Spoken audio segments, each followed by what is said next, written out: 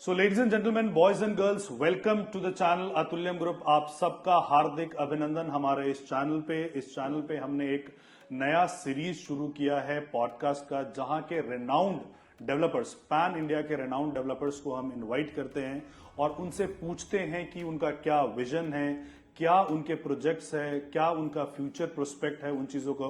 तो उसी सीरीज में आज हम नोएडा आए हुए हैं और फेयर फॉक्स के vice president sales and marketing Haris sir हमारे साथ हैं। हारिस सर, बहुत बहुत स्वागत है। थैंक यू सो मच कि आप हमारे पॉडकास्ट में आए। मतलब you seems to be the busiest personality, है ना। बहुत कम मौका लगता है आपसे मिलने का, अपॉइंटमेंट लेके आना पड़ता है, उसके बावजूद आपसे मुलाकात नहीं हो पाती है, फिर भी आपने समय निकाला। Thank you so much Haris sir. Thank you very much sir, thank you. So Haris sir, कुछ सवाल होंगे आपके प्रोजेक्ट्स वगैरह को लेके, और एक जो पूरे मार्केट में आपने बज क्रिएट किया है, मेरे ख्याल से सिर्फ दुबई में ये चल रहा था 1% वाला, उसके बाद आप लोगों ने शुरू किया और आपने मजबूर किया पूरे बाजार को कि ये सवाल पूछे जाए। उससे पहले मैं बस ये पूछना चाहता हूं कि ये फेयर फॉक्स क्या ब्रांड है and how does it started sir? Okay sir, Fair Fox जो ब्रांड है, इसकी मैं अगर लेगेसी बताता हूँ तो वी वर इनटू, पहले हम लोग अपना रेजिडेंशियल में थे और we have completed quite a lot projects JM के नाम से। अगर आपको मैं दो तीन नाम बताता हूं जो हमने कंप्लीट किए हैं, वो है JM Florence, JM Aroma, JM Orchid. They are all in Noida, central Noida. Geographically वो नोएडा में ही है? नोएडा में है, नोएडा एक्सटेंशन में है। हम लोग ने कुछ इंडस्ट्रियल टाउनशिप भी डेवलप किए हैं और कुछ हमारे प्रोजेक्ट्स जो हैं गाजियाबाद में भी हैं, वसुंधरा में भी हैं। तो more or less overall we are a kind of a local to this area। और हमारे सारे प्रोजेक्ट्स जो हैं, ये हम लोग का एक बहुत इनिशियल स्टेजेस से ये रहा है कि कोई भी प्रोजेक्ट अधूरा नहीं छोड़ना है, सारे प्रोजेक्ट्स को कंप्लीट करना है। जब हमारा एक प्रोजेक्ट ऑलमोस्ट 80-85%, 90% कंप्लीट हो जाता है, देन हम किसी दूसरे प्रोजेक्ट की तरफ जाते हैं। तो मतलब बाकी डेवलपर के लीग से आप अलग है, जो इकट्ठे 4-5 डेवलप करते हैं और उसके बाद फिर बीच में छोड़ देते हैं। नोएडा को लेके बहुत कहानियां हैं। नोएडा को लेके सेंटिमेंट बहुत खराब होते हैं सर, लोगों को। बिल्कुल, ठीक है। हम प्रमोटर हैं इसके? सर, इसमें हमारे 4 प्रमोटर्स हैं। Basically they are the promoters, 3 promoters JM housing के हैं, that legacy we are continuing. Mister Rupesh Gupta, mister Neeraj Jindal and mister Ankur Agarwal. Okay ji. और अरविंद जी भी हैं, हमारे प्रमोटर हैं, डायरेक्टर हैं। So these are the 4 promoters. हमने सारे प्रोजेक्ट्स अपने रेजिडेंशियल वाले कंप्लीट कर दिए हैं। देन हम लोगों ने डिसाइड किया कि हम एक प्रोजेक्ट ITITS का 140A में बनाते हैं। ITITS क्या होता है, जिन लोगों को आइडिया नहीं है? बिकॉज ये टर्म मेरे ख्याल से नोएडा में सुनने को मिलता है, शायद मुंबई में, हैदराबाद, बैंगलोर। हाँ, एग्जैक्टली। क्योंकि नोएडा में हमने जो प्रोजेक्ट्स हैं उनको 3 ब्रॉड कैटेगरीज में डिवाइड किया हुआ है। एक रेजिडेंशियल हो गया, एक आपका कमर्शियल हो गया और एक ITITS हो गया। दो में तो बहुत ज्यादा डिफरेंस है। रेजिडेंशियल और अपने नाम से ही उनको समझ में आ जाता है, रेजिडेंशियल का डिफरेंस हो गया और कमर्शियल का डिफरेंस हो गया। कमर्शियल और ITITS में बहुत ही इट्स अ नैरो गैप जिसको हम कहते हैं। ITITS जो बनाया जाता है वो इसलिए बनाया जाता है कि जो IT रिलेटेड सर्विसेज हैं, पहले ये इनिशियली IT सर्विसेज के लिए था, लेकिन उसका थोड़ा सा स्पेक्ट्रम ब्रॉड किया अथॉरिटी ने और इसको ITITS कर दिया। Information technology enabled services. उसमें सॉफ्टवेयर डेवलपमेंट आपका आ गया, any kind of a work that you are doing जिसके अंदर आप कंप्यूटर्स या कंप्यूटराइज्ड थिंग्स आप यूज कर रहे हैं, वो ITITS में कवर हो जाती है। उसके कुछ नॉर्म्स होते हैं, कितना बड़ा आपका प्लॉट है, उसकी FAR कितनी है, कितना उसके अंदर आप ITITS कंस्ट्रक्ट कर सकते हैं, ऑफिस स्पेसेस। उन ऑफिस स्पेसेस को केटर करने के लिए सर्विसेज भी चाहिए होती हैं, क्योंकि जब आप एक बहुत बड़ा सेटअप तैयार कर रहे हैं तो हम कोशिश ये करते हैं कि जो वहां के एम्प्लॉयज हैं, जो वहां काम कर रहे हैं, उनको केटर करें हम कुछ सर्विसेज देकर। What kind of services? Services like के स्टेशनरी के आइटम्स उनको चाहिए अच्छा, यानी कि रिटेल शॉप्स होने रिटेल है ना? एग्जैक्टली, ठीक है कि वो सब लेकिन वो ITITS में सर्विसेज ही कहलाते हैं। ठीक है। तो जब कभी भी आप देखेंगे प्रिंटर हो गया, स्टेशनरी हो गया, ये सब चीजें। अगर आप कभी भी क्या होता है कि जब हम देखते हैं, अब तो हमारे क्लाइंट्स, हमारे कस्टमर्स बहुत ज्यादा टेक सेवी हो गए हैं, उनको बहुत सारी चीजों का पता चल गया। जब वो चेक करते हैं रेरा की साइट्स पे, तो उसमें जहां पर वो रिटेल होगा, जो कुछ फूड कोर्ट होगा, तो वहां पर सर्विसेज लिखा होता है।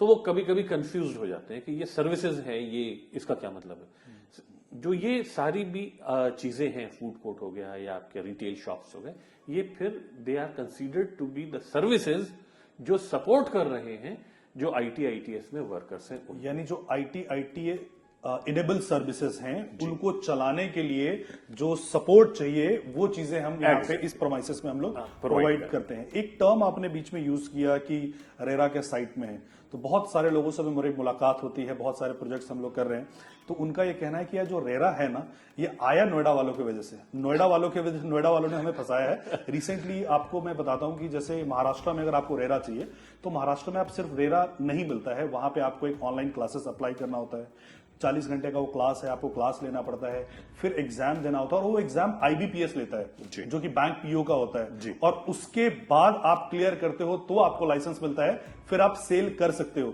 तो कहते हैं ये सब हम नोएडा वालों की वजह से फंसे। ऐसा नोएडा में क्या चीजें हुई कि रेरा को मजबूर होना पड़ा और लोगों के सेंटिमेंट नोएडा को लेकर नेगेटिव हो गए थे? क्या था ऐसा? देखिए, किसी भी जब इंडस्ट्री को आप चला रहे होते हैं और जिस इंडस्ट्री से बहुत सारे लोग जुड़े होते हैं, अगर मैं आपको एग्जांपल देता हूं, हम शेयर मार्केट में जब जाते हैं, तो शेयर मार्केट को कंट्रोल करने के लिए एक ऑर्गेनाइजेशन है जिसको सेबी कहते हैं, stock exchange board of India. हाँ, तो उसको वो मॉनिटर करते हैं कि जो लोग उसमें काम कर रहे हैं, they should work as per the law and regulation. उसके बाद इंश्योरेंस की अगर हम बात करते हैं, तो उन्होंने अपनी एक बनाया है IRDA, insurance regulatory development authority. तो किसी चीज के लॉज को रेगुलेट करने के लिए एक अथॉरिटी बहुत जरूरी चीज थी। अब सबसे बड़ी प्रॉब्लम ये थी, अगर मैं सेबी की बात करता हूं या बैंकिंग की बात करता हूं या इंश्योरेंस की बात करता हूं, तो एक सेंट्रलाइज्ड उसमें आता है, सेंट्रल गवर्नमेंट के अंडर में आता है, वो सेंट्रलाइज है, उसको ऑपरेट करना बड़ा आसान है। लैंड जो है वो एक स्टेट सर्विसेज है, तो इस वजह से बड़ा डिफिकल्ट हुआ कि इस तरीके से कैसे बनाया जाए। तो दे हैव टेकन अ डिसीजन कि IRDA हर स्टेट का अलग, वो IRDA कह रहा हूं, जो आपका रेरा है वो हर स्टेट का अलग अलग होगा। तो रेरा जो है महाराष्ट्र का अलग है, रेरा हरियाणा का अलग है, रेरा यूपी का अलग है। जैसे जैसे स्टेट सबका रेरा अलग है, सबके लॉज एंड रेगुलेशन अलग होते हैं। बट ऐसा क्या हुआ कि रेरा को आने की जरूरत पड़ी सर? मतलब ऐसा इस इंडस्ट्री में क्या हुआ सर कि नोएडा से लोग काफी डरे होते थे? नहीं, इट्स नॉट ओनली नोएडा। हाँ, ये कह सकते हैं कि मेजरली नोएडा है, but across board, across India real estate में इधर उधर की चीजें होती रहती हैं, स्कैम्स होते रहते हैं, लोगों को प्रॉब्लम होती है, बिल्डर से प्रॉब्लम हो जाती है, कस्टमर्स को। तो उन सब चीजों को हैंडल करने के लिए डिफरेंट स्टेट्स में रेरा का डेवलपमेंट हुआ। क्योंकि क्या होता है कि आपने एक चीज खरीदी, ये एक इसमें रियल एस्टेट में जेस्टेशन पीरियड बहुत ज्यादा होता है। अगर मैं मान के चलूं तो almost 4 years plus gestation period है, 6 साल लग जाते हैं प्रोजेक्ट्स को बनाने के लिए, depending on the magnitude of the project. Township बनाने में बहुत सारे साल लग जाते हैं, बहुत सारे लोग इन्वॉल्व होते हैं एज ए कस्टमर, बहुत सारे लोग इन्वॉल्व होते हैं जो सर्विस प्रोवाइडिंग करते हैं इसके अंदर। तो उन सबको रेगुलेट करने के लिए ये रेरा का यूज किया जाता है कि जी मेरे को टाइम पे नहीं मिला। रेरा के कुछ अपने अपने नॉर्म्स हैं। रेरा कितना स्ट्रांग है वो इस उससे आप अंदाजा लगा सकते हैं कि अब नोएडा में मेजरली जितने बिल्डर्स हैं या जो काम कर रहे हैं, they are very refined one now, they have deeper pockets now, they have deeper. क्योंकि पहले होता था मेरे ख्याल से कि अगर 100 करोड़ की लैंड होती थी तो 10 करोड़ देके आप ले सकते थे, बाकी रीशेड्यूलिंग ऑफ द पेमेंट्स होता था। अब यानी शायद फुली वो बड़ी सारी टेक्निकलिटीज थी उसके अंदर, बिल्डर अपने आप को बचाने की कोशिश करते थे और कस्टमर को ये लगता था कि दे फील चीटेड, यस कि जी हमें तो इतना टाइम दिया गया था और हमें 5 साल हो गए। There are few big names which are involved in that. तो इस वजह से रेरा के हिसाब से अब सारी चीजें करना पड़ती हैं। अगर आप उसे कंप्लीट नहीं करेंगे, RERA will put a penalty to you. तो लोगों का एक कॉन्फिडेंस आ गया। अब जैसे आपने बात की कि टेस्ट देने की या एग्जाम देने की, क्या होता है कि हर रेरा में, हर स्टेट के रेरा में कुछ अच्छे पॉइंट्स होते हैं। तो हर स्टेट ये चाहती है कि उन पॉइंट्स को लिया जाए, अपने यहाँ हम रेरा में इनकॉर्पोरेट कर लें। और ये बड़ा जरूरी है अक्रॉस द वर्ल्ड। अगर आप देखें कि जो भी रियल एस्टेट को सेल करते हैं उनको एक लाइसेंस दिया जाता है, ठीक है। क्योंकि देखिए जब मैं इन्वेस्टमेंट कर रहा हूं, I am putting my money on your advice, hard earn money, life time hard money. और ऐसा नहीं है कि 10 lakh 5 lakh, it is run into crores. तो आप नहीं चाहेंगे कोई मेरा चैनल या कोई मेरा एडवाइजर इस तरीके का हो कि जिसको पता ही ना हो। So he must be educated, man. At He must least, be at least have some basic knowledge about what is square foot, what yes, is meter how you cube. convert Yes, it, what will be basic the cheese. FAR, क्या चीज होती है, इस builder की background क्या है। और आपको मैं एक चीज और बता दूं कि अगर कोई प्रॉब्लम होती है, along with the builder, you can sue your channel also. Yes, they are also accountable for this. Accountable, exactly. तो ये बहुत अच्छी चीज है। और अभी यूपी रेरा में भी अगर आप देखें तो बहुत आसानी से अब रेरा नंबर नहीं मिल रहे हैं। सर फर्स्ट बैच स्टार्ट हो गया, एग्जामिनेशन वगैरह के लिए क्लासेस वगैरह शुरू हो गए। जी, अब लखनऊ में एग्जाम्स इनके भी होंगे। Yes, ठीक है। बिल्कुल। सो it is actually the market is getting refined, market और अच्छा हो रहा है, तो लोगों के आई एम श्योर सेंटीमेंट अच्छे होंगे, जैसा आपने एक जिक्र किया सेबी का। सो व्हाट आई सपोज, क्योंकि इससे पहले मैं बैंकिंग में होता था, काम करता था।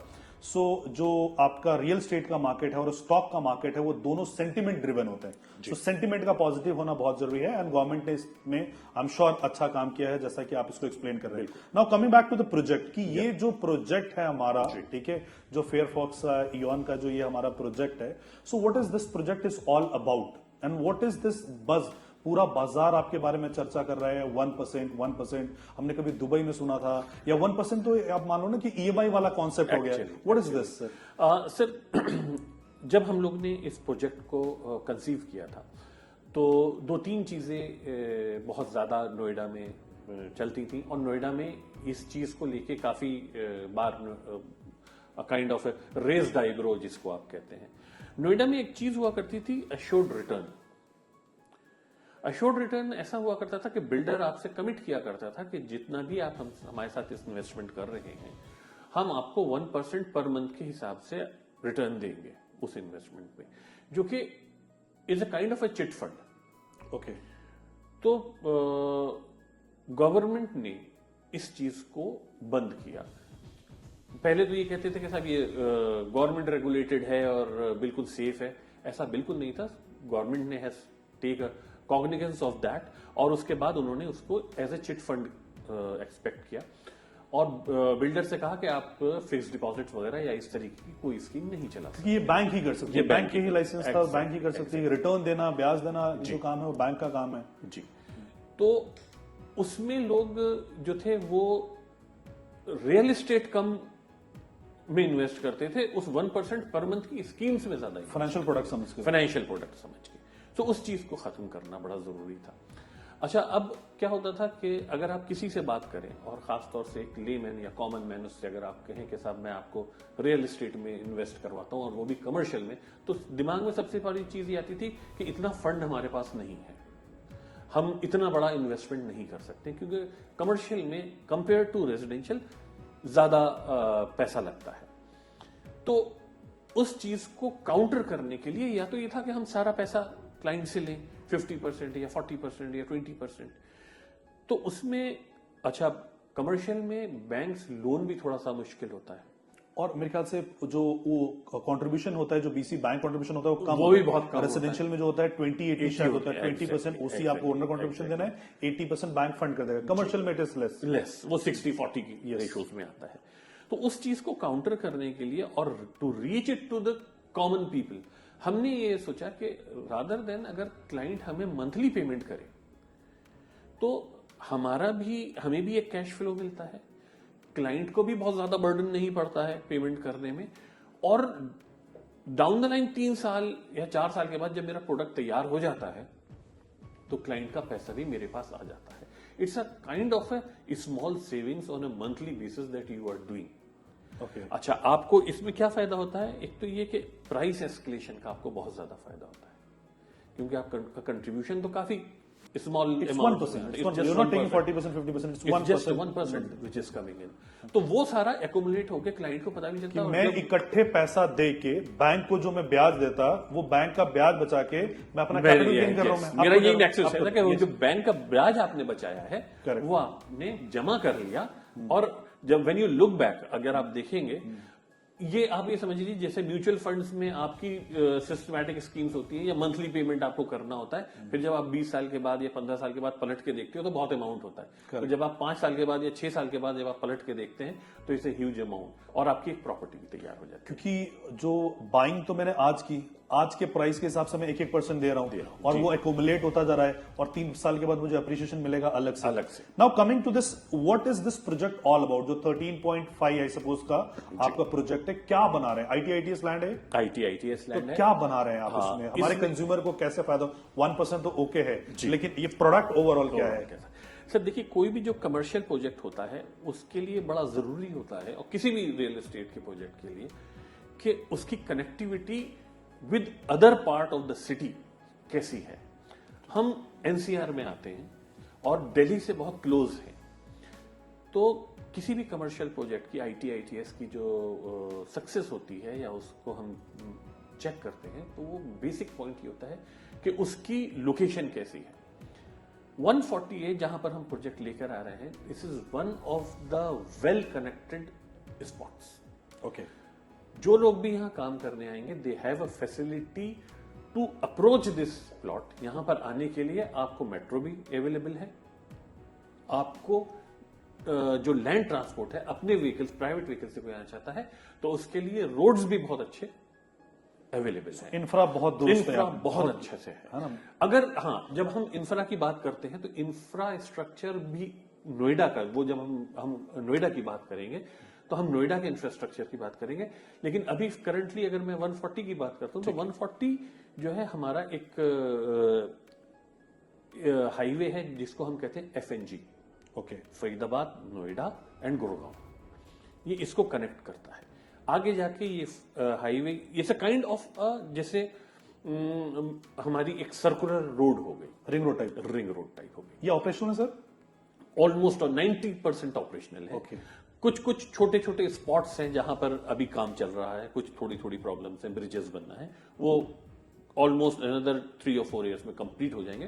तो ये FNG भी ऑपरेशनल हो जाएगा. और उसका एक अनदर पार्ट है जिसको हम KMP कहते हैं, कुंडली मानेसर पलवल. ओके. तो ये पूरा एक राउंड बनाता है. अगर जिस तरह से आपने रिंग रोड का जिक्र किया कि आप एक साइड से चलिए और अगेन आप वहीं पर पहुंच जाएंगे, 4 घंटे बाद इसी वहीं तरह पे से पहुंचेंगे. FNG KMP में ये है. तो ये हमारा जो प्रोजेक्ट है ये ऑन FNG है. FNG is just 250 meters away from. Okay.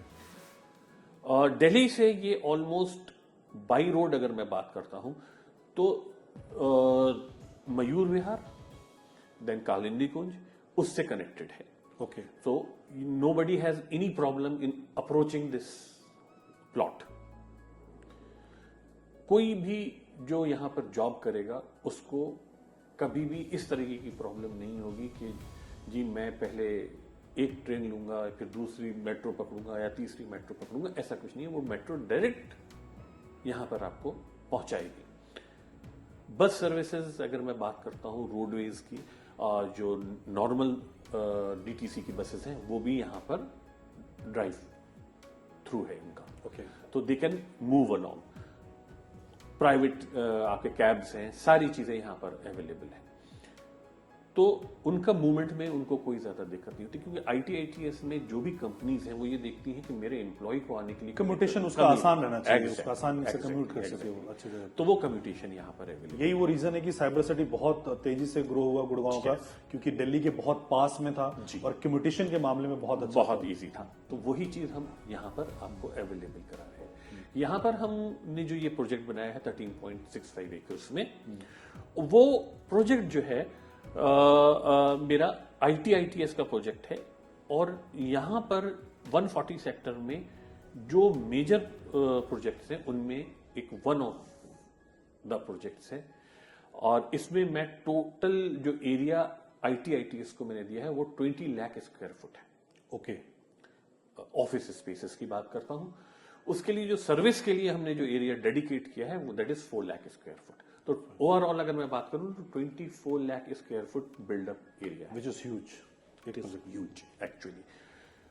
इसमें जो सर्विसेज हमने दी हैं, क्योंकि हमने काफी सारा सर्वे किया और जो एक कॉमन प्रॉब्लम हमें नजर आई वो ये नजर आई कि लोग कहते हैं कि ठीक है साहब हम कम्यूट करके आपके यहाँ पहुंच गए, जितना टाइम हमें रोड पे लग गया उतना ही टाइम मेरे को ग्राउंड फ्लोर से 20th फ्लोर तक जाने में लग गया।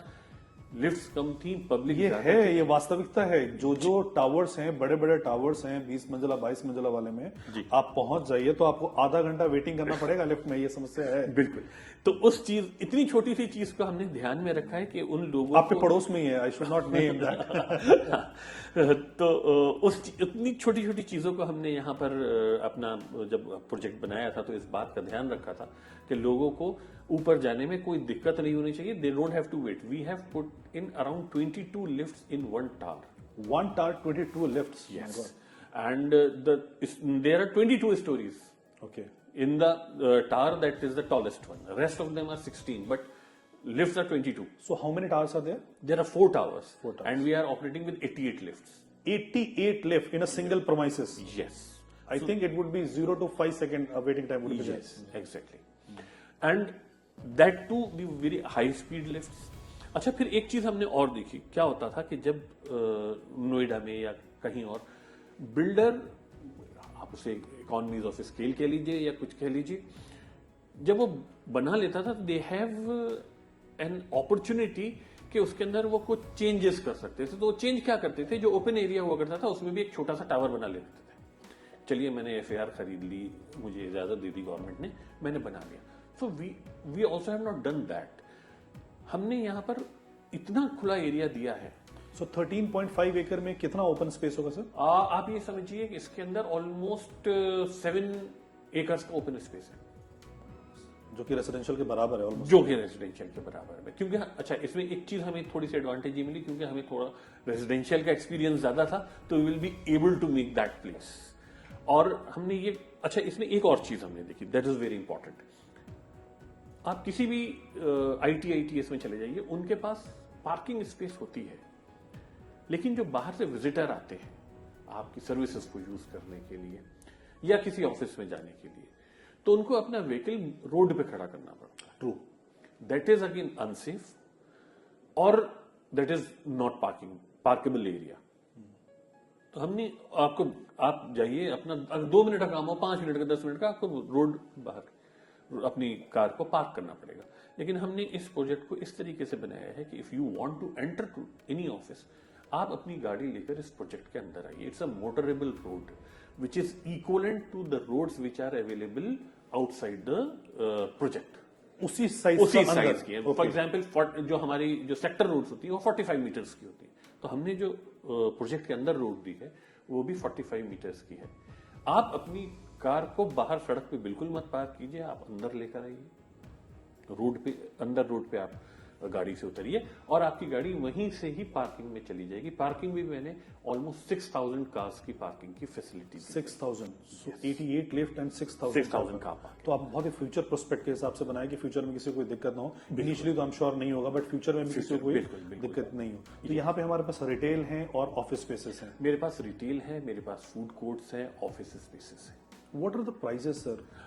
देखिए, अगर मैं बात करता हूँ रिटेल स्पेसेस की, तो ग्राउंड फ्लोर पे जो अभी हमारा रेट है वो 34,000 रुपीज का। 34,000, very very competitive price. Yes, क्योंकि आप अश्योर्ड रिटर्न नहीं देते। मैं अश्योर्ड रिटर्न नहीं देता। एग्जैक्टली, देना भी नहीं चाहिए, बिल्कुल नहीं चाहिए।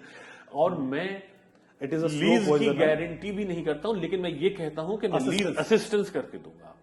I'll assist you and I'll bring in the best of the best brands that are available in Noida. So there is no miscommitments, there is no Not fake at all, commitment. not at all, not at So customer है, आज ही आपने सारी चीजें उसको बता दी, SOP बता दिए, Yes. कल को उसको कोई दिक्कत नहीं हो कि आई हैव बीन चीटेड या मुझे कुछ रॉन्ग कमिटमेंट करके बताया गया है। देखिए, गुड प्रैक्टिसेस क्या होती हैं, जब आप उनको फॉलो करते हो थोड़े से हिकअप्स आते हैं। It's difficult, It is difficult. But जो एंड होता है वो बहुत ही खूबसूरत और बेहतरीन होता है। यस मेरे यहाँ एक हम लोग ने एक नई प्रैक्टिस भी शुरू की थी, और I think that we are the only builder that we are doing it, कि जब हम अपने क्लाइंट से कभी भी, मेरा कोई भी चैनल, बिकॉज मैं ये कंसीडर करता हूं कि मेरा चैनल जो कमिट कर रहा है क्लाइंट से, वो मैं कमिट कर रहा हूं, तो उसमें कोई डिफरेंस ना हो, हम क्लाइंट को स्कैन करके वो सारे कैलकुलेशंस देते हैं कि सर ये आपसे रेट कमिट किया गया है, अगर आप से कुछ और चीज कमिट की गई है तो आप हमें बताइए,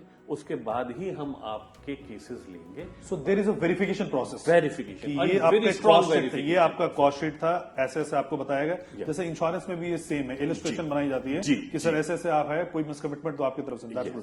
सो ग्राउंड फ्लोर आपने 34 का बताया आपने। नेक्स्ट मेरा आता है first floor, that is 25,000 rupees. ठीक है। फिर मेरा पास सेकंड फ्लोर है, दैट इज फूड कोर्ट है, और उसमें कुछ एंटरटेनमेंट जोन भी है, तो जो आपका 23,000 रुपीज का है। ठीक है। जब मैं ऑफिस की स्पेस की बात करता हूं, ऑफिस स्पेसेस जो है मेरे, वो 8,400 के हैं, क्योंकि अब मेरा प्रोजेक्ट जो है इस स्टेज पे है कि एक फेज उसका तैयार है, सेकंड फेज जो है मेरा डेवलपमेंट शुरू हो गया है, ऑलमोस्ट आप ये समझिए 10 to 20% वो भी कंप्लीट हो गया है। तो मेरे जो डिफरेंट टावर्स हैं, उसमें रेट डिफरेंट हैं ऑफिस। ओके, सो ऑफिस का आपने बताया 8,500 से स्टार्ट है, and it will goes up to 10,900। If I am not wrong sir, बड़े सारे कस्टमर्स होते हैं, मुझे कहते हैं कि मैंने इयॉन में 3,000 रुपए का ऑफिस लिया है। Is it true sir? क्योंकि 3,000 रुपए का अगर किसी ने ऑफिस लिया होगा तो अभी तक हम पोजीशन पे नहीं पहुंचे हैं, and we are 2.5 times. Yes, you are. Is it that? Yes, definitely. लेकिन सर 3,000 में तो कंस्ट्रक्शन कॉस्ट भी नहीं निकलता, मैट कैसे निकलता 3,000 में? What was the logic? हाँ, सर देखिए, बिल्कुल आप सही कह रहे हैं, इनफैक्ट जब इनिशियल मैंने 3,000 रुपए में लॉन्च किया था, तो लोग मेरे से ये कहते थे कि सर मैं आपको आप बना के दे नहीं पाओगे, ये मैं लिख के दे सकता हूँ आपको, गारंटी। और मैं कहता हाँ बिल्कुल ठीक कह रहे हो, क्योंकि देखिए उस टाइम पे जब मैंने स्टार्ट किया था तो यहाँ पर बहुत बड़े बड़े नाम थे, और assured return is like anything, people उसी में इन्वेस्ट किया करते हैं। अब एक शब्द बोला जाए, अफीम, स्लो पॉइजन। तो जब मैंने लोगों को बताया और उनको समझ में आया कि बट आपको लगा नहीं ये बहुत डिफिकल्ट होगा, एक ऐसा मार्केट जहां पे सब अश्योर्ड रिटर्न बेच रहे हैं और आप इकलौते बिना अश्योर्ड रिटर्न के आए, तो आपको लगा नहीं बहुत डिफिकल्ट होगा ये काम? सर बट आप क्लियर थे, हम बहुत क्लियर थे, और वही हुआ कि slowly and gradually all the builders have to opt for that, because it is added liability sir. कहीं ना कहीं जाके वो आप वो विशियस साइकिल में फंसी जाते हो आप। बिल्कुल। इट इज लाइक MLM कि पहले 100 लोगों ने ज्वाइन किया, 500 लोगों ने ज्वाइन किया, जिस दिन 10,000 लोग ज्वाइन करेंगे उस दिन वो प्रॉब्लम में आ जाएंगे। बिल्कुल। तो इसी चीज को लेकर हमने इनिशियल स्टार्ट किया, और हमारी ये क्वालिटी है कि हम हर लेवल पे जो मेरा इन्वेस्टर आया है, 3,000 पे भी मेरे पास आए, मैंने जब 3,500 किया तो 3,500 पे भी आए। तो मेरा सिर्फ एक ये था, एम था कि मेरे इन्वेस्टर को प्रॉफिटेबिलिटी होनी चाहिए, and we have taken it to 9,600। आज मैं अपने क्लाइंट से कहता हूं कि सर मुझे आप दिक्कत हो रही है तो आप रीसेल मुझे कर दी, मैं ले लेने को तैयार हूं, I am going two by back. ये जो आपने बात कही ना सर, ये लेसन है बाकी डेवलपर्स के लिए भी, और एक्चुअली जो प्राइसेस बढ़ते हैं किसी भी डेवलपर के, वो बुक्स में बढ़ते हैं कि आज 5,000 स्क्वायर फीट हो गया, फिर 6,000 हो गया, फिर 7,000 हो गया, वो कहते हैं 7,000 हो गया, तो हम कहते हैं कोई बात नहीं, फिर 5,000 में बाय बैक कर लो, but they deny to do that. लेकिन अगर आप इस चीज को कह रहे हो, यानी एक्चुअल ग्रोथ है, actual growth, not on papers. हाँ, हमने ये कहते हैं कि भाई आप हम बाई बैक कर लेते हैं अगर आपको कोई दिक्कत है। यकीन मानिए, मैंने जब ओपन की थी ये स्कीम, मेरे ख्याल में मुश्किल से 2 या 3% लोग ऐसे थे जिन्होंने जो बायबैक की स्कीम को ऑप्ट किया, and they are very sure कि हम जब इसको आपको बायबैक करेंगे देंगे या हम रीसेल करेंगे, जब इसकी कॉस्ट 14,000 रुपीज हो जाएगी। हमने भी कोई कॉस्ट नहीं बताई, that cost is coming from the clients themselves कि जी इतना तो आप, हमें पता है कि इतना हो जाएगा, जिस क्वालिटी का आप बना रहे हो, जिस स्पीड से आप बना रहे हैं, इतने में आप देंगे, तो हम उस टाइम पे आपको रीसेल करेंगे, या when you are asked for a buyback हम उसके लिए जाएंगे। तो मुझे उसमें भी कोई दिक्कत नहीं हुई। Okay, what is the minimum investment one can start here और वो 1% में कैसे हो सकता है, जो सबसे छोटी इन्वेस्टमेंट जो है? सर, जो इस वक्त सबसे छोटी इन्वेस्टमेंट है वो हमारी ऑलमोस्ट 35 to 40 लाख रुपीस की है। Assuming it is 40 lakh rupees, ठीक है, Assuming which is a it's retail, 40, yeah, which is a retail, first floor, No, it is an office on the third, fourth, जहां पर भी but है। उस पे क्या 1% स्कीम एप्लीकेबल है? बिल्कुल है सर। ऑफिस में भी है? ऑफिस पे भी हम दे सकते हैं, बिल्कुल दे सकते हैं इसकी। अच्छा। रिटेल में तो हम दे ही रहे हैं, ऑफिस में भी दे सकते हैं। बहुत बड़े। किस प्राइस पे आप दे रहे हो पर स्क्वायर फीट के? Sir 8,500 rupees. ठीक है, सो सपोजिंगली 40 लाख रुपीस का ऑफिस ऑफिस है, ठीक है, और तो जो आपको- लोग भी रेंट वाले ऑफिस में हैं, आप इस स्कीम को ऑप्ट कर सकते हैं, बिल्कुल। बिकॉज आपको 1% करके, बट वो कैसे, पेमेंट प्लान क्या होगा सर? सर उसमें पेमेंट प्लान ये है कि हम 25% अभी ले लेते हैं, यानी 40 का 25% 10 लाख रुपए। 10 लाख रुपए में अभी ठीक ले है। लेंगे। उसके बाद फिर हम 1% की आपको स्कीम दे देंगे, that is for at least 1 year. 1 year, यानी कि 12% मैंने और साल का मैंने भर दिया, तो 25 और 12 37%। 37% हो गया। ठीक है। जब मेरा 1 साल कंप्लीट होगा और मेरा 8th या 9th फ्लोर होगा बेसिकली, उसके बाद मैं आपसे जो है वो 14% पेमेंट और लूंगा। Okay, done. अब आपका मेरे पास कितना पैसा आ गया है? 39 और 10 49 40। रेस्ट में आपको 36% 1 मंथ का 1%। 1% फिर शुरू कर दूंगा, that is for 36 months. Post position नहीं, पोजीशन तो मैंने अभी दी नहीं, I am on 10th floor, Okay. 9th और 10th फ्लोर। फिर आप 1% देना शुरू कर दिए, and that too for 36 months. Great. जो भी अमाउंट बचेगा जब मैं आपको पोजीशन दे रहा हूँ उस टाइम वो मैं आपसे ले लूंगा। ग्रेट। सो बेसिकली कि 40 लाख रुपए का ऑफिस है, 40 लाख रुपए में आपको सिर्फ 10 लाख रुपए इन्वेस्टमेंट करना है, 1% करके 1 साल देना है। आपका आ गया 37% के आसपास आ गया, 25 और 12 37 के आसपास आ गया, फिर 14% आप और लेंगे और बाकी फिर 36 month. Great opportunity. Now anyone, सिर्फ कमर्शियल में आपने बोला कि लोन का थोड़ा सा डिफिकल्ट चीजें होती हैं, ठीक है, मुझ जैसा इंसान जो ज्यादा पैसे अफोर्ड नहीं कर सकता है, अगर वो बैंक को इन्वॉल्व करना चाहे, और मैं बैंक को इसलिए भी इन्वॉल्व करना चाहता हूं क्योंकि पेपर की लेजिटिमेसी होती है। मैं उतना लीगली स्ट्रांग नहीं हो सकता हूं जितना बैंक लीगली है। And why are you taking the loan? It is not because of the fund, it is because you are transferring your risk to the bank. yes, so अगर मैं इसमें bank loan के through जाना चाहता हूं, is it possible? बिल्कुल। मेरा एक सिंगल अकेला प्रोजेक्ट है, this is one of the USP of my project, जहां पर आप अंडर कंस्ट्रक्शन में भी बैंक लोन ले सकते हैं। Okay. These loans are available through ICICI Bank and Axis IDFC. There are a number of banks, those who are providing us the loan. वो ले सकते हैं और 60% तक आप बैंक से लोन ले सकते हैं, depending on the eligibility of the client. वो आप लोन ले सकते हैं और बैंक इजीली लोन करते हैं हमारे। So great project, great infra, lifts, parking, सब कुछ बहुत सॉलिड है, ठीक है। आई एम श्योर आपके कॉम्पिटिटर्स भी बना रहे होंगे ऑफिस टाइप का, ठीक है। ये एक है कि इसमें किसी को समझ में आए तो तुरंत ही इन्वेस्टमेंट करना चाहिए, बट द पॉइंट इज कि यहां पे क्या ओवर सप्लाई नहीं है नोएडा में, और वो कैसे कंज्यूम होगा? क्या नोएडा का इंफ्रा इतना तैयार है कि ये इतनी इन्वेंट्रीज को कंज्यूम कर पाए? क्या बड़ी बड़ी कंपनीज और नोएडा की तरफ रुख कर रही है? बिकॉज हैं, गुड़गांव की तरफ तो ऑलरेडी हैं, बैंगलोर की तरफ तो हैं आईटी कंपनीज, बट नोएडा की तरफ क्योंकि एक जो है ना इंटरनेशनल कनेक्टिविटी की इशू हमेशा से रही है, तो जब तक वो दुरुस्त नहीं होगी, मेरे ख्याल से बहुत सारे कंपनी जो है इस तरफ रुख नहीं कर पाएंगे। तो जो इतना इन्वेंट्री ओवरहैंग जो हम बोलते हैं, सबसे ज्यादा इन्वेंट्री ओवरहैंग नोएडा में ही है कि कंज्यूम नहीं हो पाती, इन्वेंट्री कंज्यूम नहीं हो पाती। हम इसको कैसे काउंटर करते हैं सर? देखिए, Covid has taught us a very hard lesson. A penny earned is always a penny saved. Correct. जितने भी बड़ी कंपनीज हैं, they have taken a bigger amount of bigger sizes of the offices, वहां पर उन्होंने लिए हुए हैं, and they are paying a huge amount of rental. अच्छा, एक चीज हम बीच में बात कर रहे थे इंफ्रास्ट्रक्चर की, जैसे आपने बात की, क्या नोएडा का इंफ्रास्ट्रक्चर इस लेवल का है कि वो इन सारी कंपनीज को, बड़ी कंपनीज को, in terms of the services handle कर सकता है? इंफ्रास्ट्रक्चर हमने गुड़गांव में we have seen it, in fact we have seen the infrastructure in Bangalore also, in Hyderabad also. And I am 100% sure. But Gurgaon का इंफ्रा सर वो बारिश के टाइम में सिटी ऑफ लेक्स बोला जाता है हाँ, मैं उसी पे आ रहा था।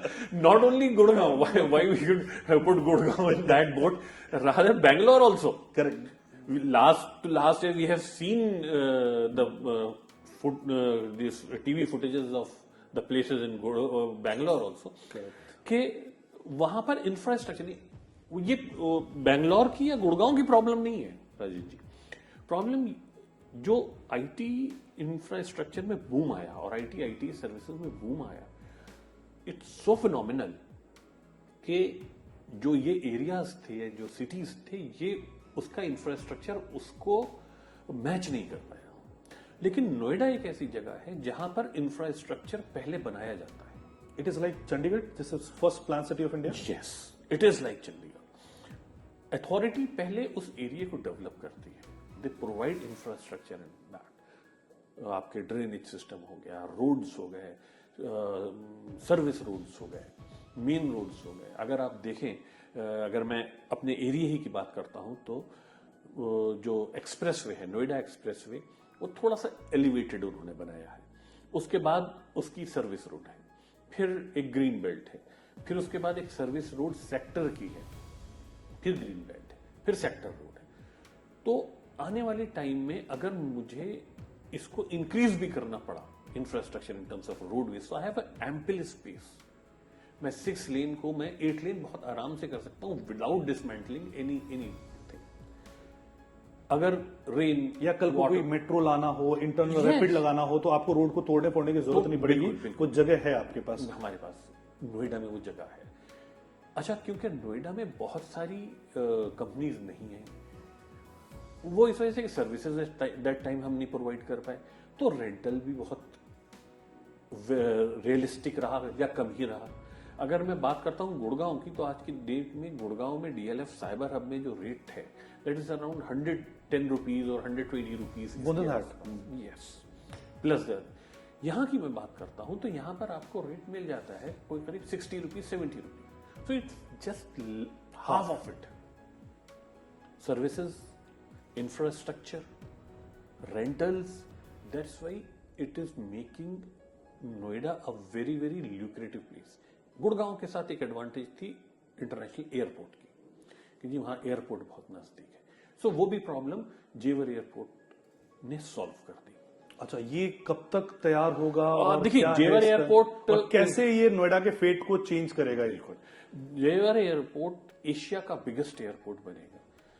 बहुत तेजी से उसमें काम हो रहा है और मोस्ट प्रोबेबली अगर आप देखें तो by the end of this year यहां पर फ्लाइट, इनिशियली बहुत थोड़ी सी फ्लाइट्स, 1-2 फ्लाइट्स शुरू हो जाएंगी। मेरे ख्याल से टेस्ट फ्लाइट चालू हुए हैं, जो इंडिगो के हो चुके हैं, सारी चीजें वो सारी चीज हो चुकी है।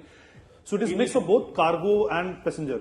Initially it will be cargo, okay, then it will be shifted to passenger also. Cargo के लिए काफी टाइम से इसमें काम चल रहा था and it is going to be the one of the best cargo hub. Okay, Noida, आप ये समझ लीजिए, अभी भी नोएडा से अगर मैं बात करता हूं, नोएडा में जो लोग नोएडा से थोड़ा सा वाकिफ होंगे, तो जब हम एंटर करते हैं तो वहां एक महामाया फ्लाईओवर पड़ता है। महामाया फ्लाईओवर से आपका नोएडा एक्सप्रेसवे स्टार्ट होता है। From that point till Lucknow you can go without a red light on a 6 lane highway. Very good road. जिन लोगों को स्पोर्ट्स कार का शौक है और बेचारे महंगे महंगे खरीदते हैं, दिल्ली में चला नहीं पाते हैं, उन सबको नोएडा शिफ्ट होना चाहिए कि आप जाके लखनऊ से और घुमा के आप आ सकते हो। बिल्कुल बिल्कुल आ सकते हैं। The quality of the road is so good. हम लोग एफएनजी का तो जिक्र जैसे मैंने आपसे किया था, एंड एक चीज हम एक्सप्लेन नहीं कर पाते लोगों को।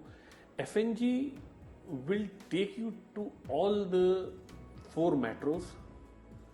It will even take you till Tamil Nadu. Okay. Tuticorin is one of the biggest ports. Not airport, but it's a port. वहां तक आप जा सकते हैं on that highway, which is called Golden Quadrangle. Yes. It starts from Golden Manesar. Quadrilateral. Yeah. That starts from Manesar. So you have the whole road connecting to Manesar. You enter into it and you can use that. Calcutta, Bombay, Bangalore, Tamil Nadu, and again back to Delhi.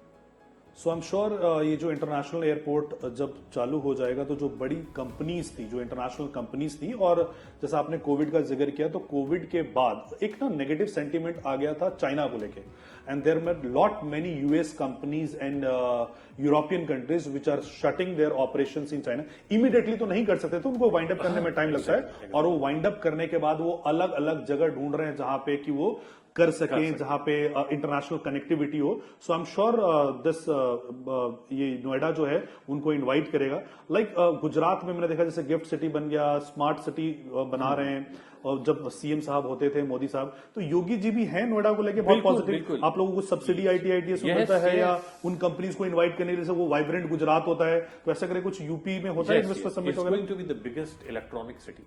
Electronic city. अगर आप if you go down the line 3 years or 4 years back, there was mobile exchange हमने बनाया था, जिसको MOX हमने कहा था, UP government ने बनाया था. It's specifically they want to make Noida a mobile hub सारी कंपनीज में.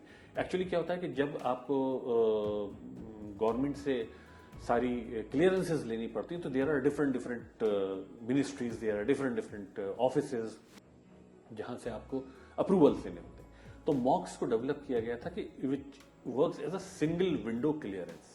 ओके. कोई भी मोबाइल की कंपनी यहां पर आएगी, उनको सिर्फ एक एप्लीकेशन देना है, everything will be taken care of. Okay. इसी वजह से अगर हम देखें तो एप्पल हो गया, आपका सैमसंग हो गया, they have their research centers out here, their factories are coming out here, data centers, they are coming out here. Okay. DLF has come up with one of the biggest data center. DLF is in Noida. Yes.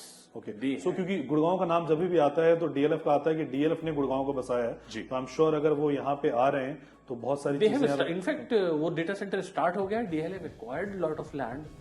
Then we have Prestige Group. Prestige. This is Bangalore group. Bangalore-based group.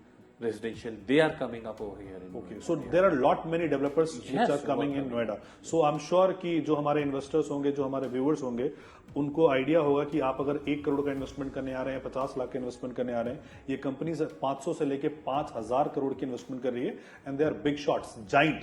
तो उन्होंने अपनी research करके रखी होगी, complete करके रखी होगी, and जो इंफ्रास्ट्रक्चर की सर बात कर रहे हैं वो डेवलप हो रहा है. तो आने वाले टाइम में नोएडा की तकदीर और तस्वीर बिल्कुल बदल जाएगी. बिल्कुल बदल जाएगी. सी जो भी मैं ऐसा मानता हूं कि जो इन्वेस्टर होता है ना सर, एक लॉन्ग टर्म का इन्वेस्टर होता है. कई बार जब मेरे से बात होती है कि यार मुझे ना एक इन्वेस्टमेंट बताओ जिसमें ना मैं महीने 2 महीने में डबल कर सकूं, तो मैं उनको बोलता हूं यार महीने 2 महीने में डबल का तो नहीं है मेरे पास, लेकिन एक रात में डबल हो सकता है आपका.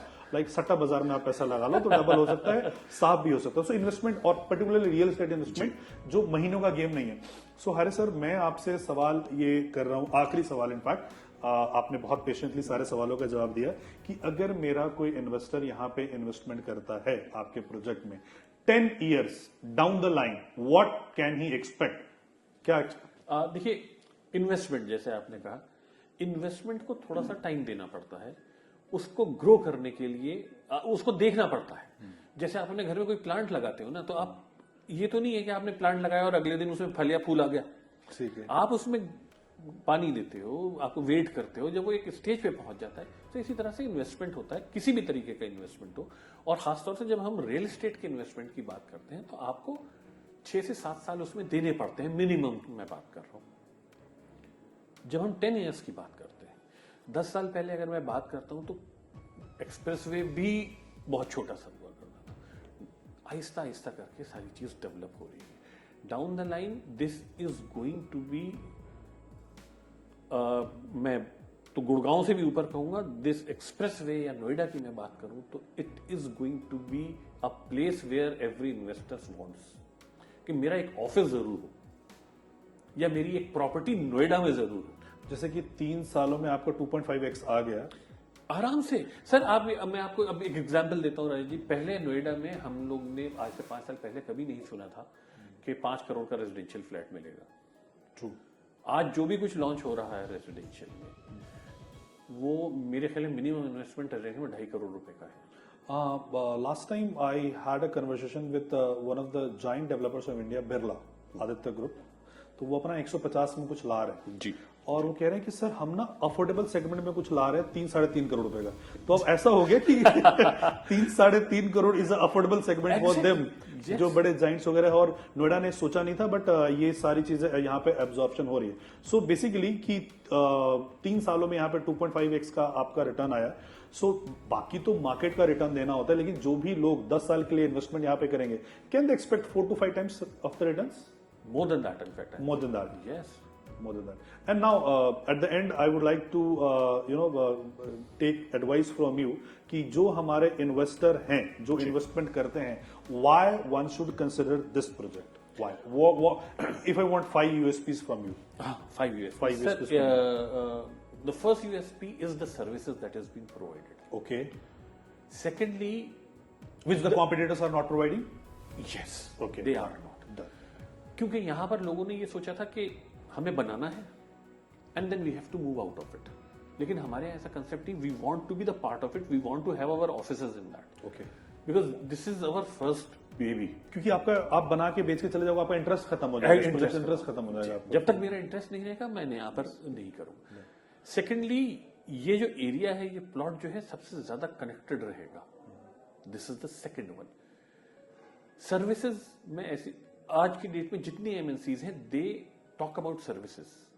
जब वो लीज पे आती है तो दे आर नॉट बॉदर्ड कि वो 10 रुपए ज्यादा पे कर दें पर स्क्वायर फुट, लेकिन सर्विसेज के मामले में they are very very punctual. We are providing them with the services. Okay. Secondly, the speed of the construction, first mover advantage. इस पूरे एरिया में आप अगर आप देखेंगे तो मैंने जितना कंस्ट्रक्शन 2 साल के अंदर कर दिया है उतना किसी ने नहीं किया है। और मैं इस विद इन ईयर बाय अगस्त, सबकी आपको प्रॉब्लम भी होती होगी, एंजाइटी का रोग, ये यस वो, यस वो यस, भाई मैं सफर करता हूं। उन सारी चीजों को कंसिडरेशन में लेते हुए मैं अपना फर्स्ट फेज जो है बाई सितंबर डिलीवर कर दूंगा। 10 सितंबर 2025। यस। ओके। सो अब अगर अपना ऑफिस चाहें, जहां पे 88 लिफ्ट होते हैं, एक टावर में 22 लिफ्ट होते हैं, अपना ऑफिस चाहें तो आप ले सकते हैं। बिल्कुल ले सितंबर। सकते हैं। सितंबर तक मैं उसको ऑपरेशनल कर दूंगा। अब आप ये सोचिए, 2 साल पहले जिसने मेरा यहां इन्वेस्ट किया था और वो चाहता है कि वो रुके, सबसे पहले उसका रेंटल स्टार्ट हो जाएगा। और मैं ये एक्सपेक्ट कर रहा हूं आसपास एटलीस्ट 1 या 1.5 साल लगेगा लोगों को डिलीवरी देने में। तो आप उस 1-1.5 साल तक अपना रेंटल भी इंजॉय करोगे कि जी मैंने तो आराम से इन्वेस्ट किया था, ठीक टाइम पे मुझे रेंटल भी आ गया, अच्छा ब्रांड भी मुझे मिल गया और मैं आराम से बैठा हुआ हूं। अप्रिसिएशन भी है। एप्रिसिएशन भी है मेरे पास। Okay. So these are the things that एक आपका इंफ्रा हो गया, दूसरा आपका स्पीड ऑफ कंस्ट्रक्शन हो गया, सर्विसेज हो गई, सर्विसेज हो गई, bank loan available. It is the only project which is having the bank loan. Okay, under construction. Under construction में बैंक लोन है, तो मेरी डॉक्यूमेंट्स भी लेजिटिमेट है, सारी चीजें अच्छी हैं। Okay, then the open area I suppose. Open area is like people, जो मेरे पास देखिए क्या होता है कि जब हम कंपटीशन में होते हैं तो बिल्डर्स घूमते हैं एक दूसरे के पास, जाते हैं एज ए कस्टमर बन के जाते हैं। तो उनका ये कहना है कि इन्होंने लैंड वेस्ट कर दी, देखिए ग्रीन एरिया बना दिया। लेकिन मेरे लिए वो एक सबसे अच्छी चीज ये है कि अगर कोई एक आदमी एक ऑफिस में काम करता है और वो थक हार के नीचे आता है, तो उसको ये नहीं देखना चाहिए कि शायद मैं नीचे बैठा हुआ कॉफी पी रहा हूँ और मेरे दोनों साइड में बड़ी ऊंची ऊंची बिल्डिंग है। He should get a feel good. He should get a feel कि हाँ यार, नाउ आई एम री energised, I can go and work. आज की तारीख में अगर आप देखें तो एक नई डिबेट शुरू हो गई है, नंबर ऑफ वर्किंग आवर्स कि इतने होने चाहिए, उतने होने चाहिए। L&T, it started from Infosys, yes, 70 hours, and it has gone to 90 hours now. Somebody will say it 100 hours. But we are not robots.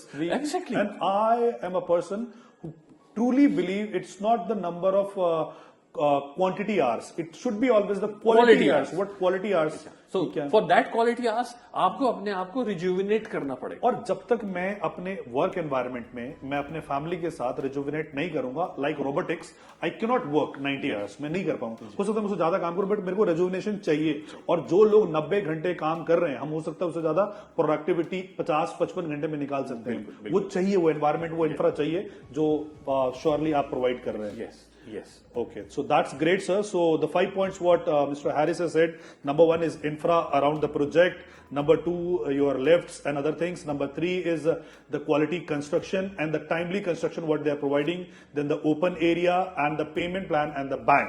So ये सारी चीजों को मिला के and the investment is only 40 lakh. That too you can pay 1%. So 40 lakh का 1%.